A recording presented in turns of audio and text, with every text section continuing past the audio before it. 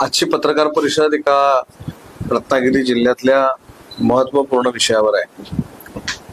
आपल्याला सगळ्यांना माहिती आहे की आपण रत्नागिरी जिल्ह्याच्या नियोजन मंडळातनं जे 2 उपक्रम नाविन्यपूर्ण राबवले, नियोजन मंडळातनं दुसरा एक आपण जो अतिशय महत्त्वाचा आणि मोठा उपक्रम राबवला आणि ज्याची दखल नुसती राज्याच्या स्तरावर नाही तर देशाच्या पातळीवर घेतली गेली, तो म्हणजे टॅलेंट सर्च करून शेतकऱ्यांच्या मुलांना अमेरिकेला पाठवून नासाचं ज्ञान देणं। मागच्या वर्षी जी मुलं पाठवली होती त्याच्यापेक्षा दुप्पट मुलं यावर्षी आपण नासामध्ये पाठवली आणि महाराष्ट्रामध्ये हा एक मोठा कार्यक्रम रत्नागिरी पॅटर्न म्हणून हा राबवला जातोय। त्याच्यामध्ये अनेक जिल्हे इन्क्लूड झालेले आहेत आणि अनेक राज्यातल्या मंत्र्यांनी मला फोन करून या पूर्ण उपक्रमाची माहिती घेऊन त्यांच्या राज्यातल्या जिल्ह्यामध्ये देखील हा कार्यक्रम सुरू केलेला आहे। आज आपण तिसरा एक कार्यक्रम रत्नागिरी जिल्ह्यातल्या 5वी ते 10वी, 11वी 12वी आणि 5वी ते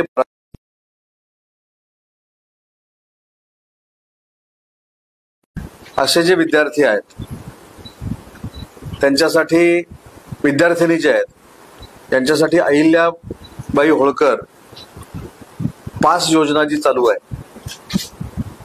त्याच्यामधनं मोफत पास दिले जातात। परंतु हे मोफत पास देत असताना त्याच्या अर्जासाठी आणि आयडेंटिटी कार्डसाठी एसटी महामंडळ पैसे घेतं। तर आज आपण जिल्ह्यातल्या 70,580 ज्या मुली आहेत, मुलीच ना, त्यांचे फॉर्मचे पैसे आणि आयडेंटिटी कार्डचे पैसे मी ज्या संस्थेचा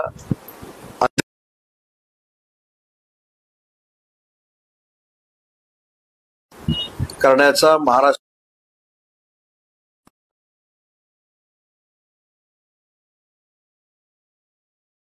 त्या पासचे आणि आयडेंटिटी कार्डचे जे पैसे आहेत, ज्या ग्रामीण भागातल्या मुलींना भुर्दंड पडतो, ते एसटी महामंडळानं घेऊ नये अशा स्पष्ट सूचना जिल्ह्याच्या स्तरावर मी दिलेल्या आहेत आणि त्याचे पैसे देखील या संस्थेमार्फत भरण्यात आलेले आहेत।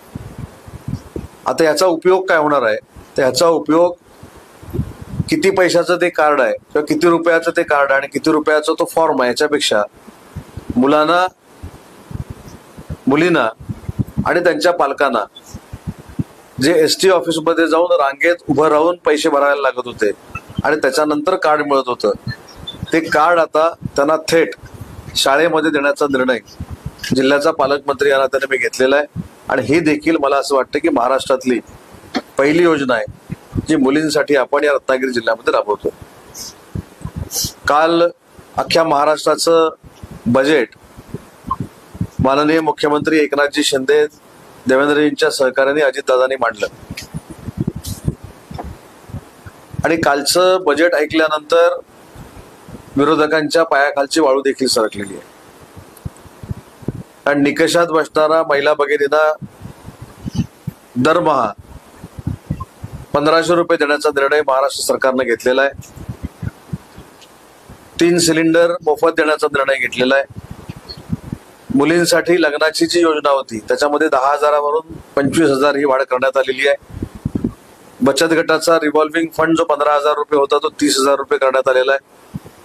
17 शहरांमध्ये पिंक रिक्षा हा उपक्रम राबवण्याचा निर्णय शासनाने घेतलेला आहे।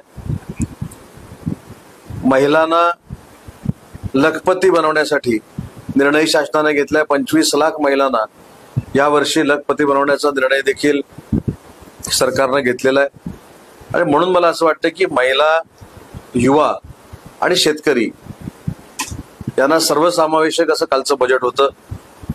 शेतकऱ्यांचा 7.5 हॉर्स पॉवर पर्यंतचा जो पंप आहे, शेती पंप, त्याचं वीज बिल देखील माफ करण्याचा निर्णय सरकारने घेतलाय। युवा वर्गासाठी कार्यशाळा आणि स्टायपेंडची योजना 10,000ची सरकारनं आणलेली आहे, त्याच्यासाठी 14,000 कोटीची तरतूद केलेली आहे। महिलांसाठी 46,000 कोटीची तरतूद केलेली आहे। रिक्षांसाठी 80 कोटीची तरतूद केलेली आहे आणि सगळ्यात महत्वाचं, जे रिक्षा चालकांना, टॅक्सी चालकांना आश्वासन आम्ही दिलं होतं की त्यांच्यासाठी महामंडळ करू हे महामंडळ देखील स्थापन झालेलं आहे. आजपर्यंतच्या इतिहासात अनेक वाऱ्या आपण बघितल्या असतील, वारीतले रथ आपण बघितले असतील, पण त्यांना शासनानं मदत केली असं आजपर्यंतच्या शासनाच्या इतिहासात कधी घडलेलं नाही. ते देखील 20,000 रुपये प्रत्येक रथाला देण्याचा निर्णय हा महाराष्ट्र शासनाने घेतलाय. त्याच्यामुळे कालचं बजेट हे शेतकऱ्यांचं, तरुणांचं, महिला भगिनींचं होतं.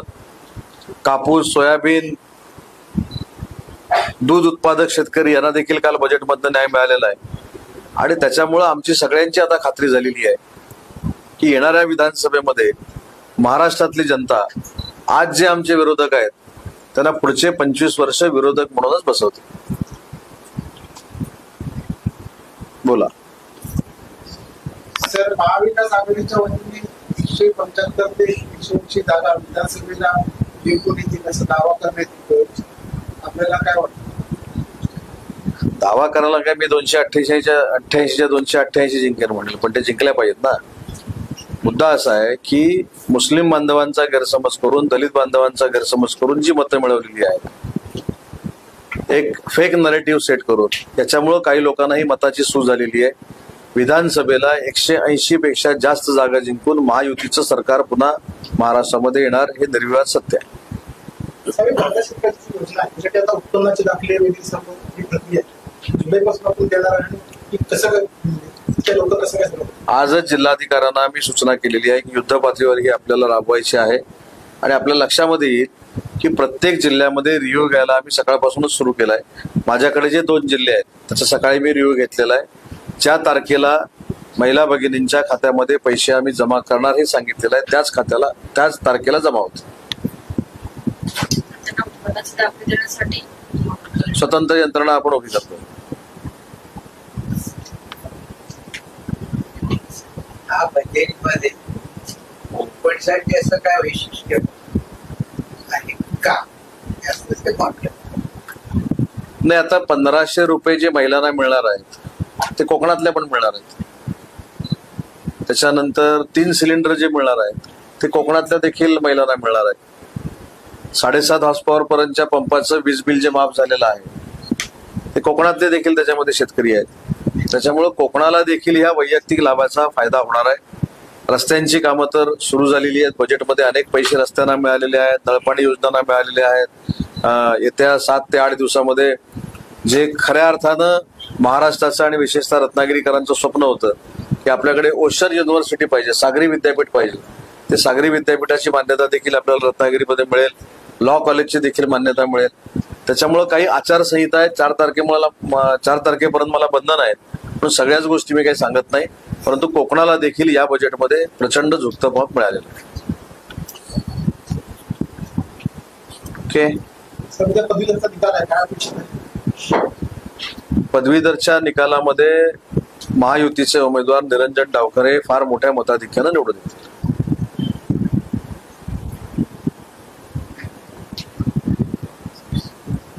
ठीक आहे.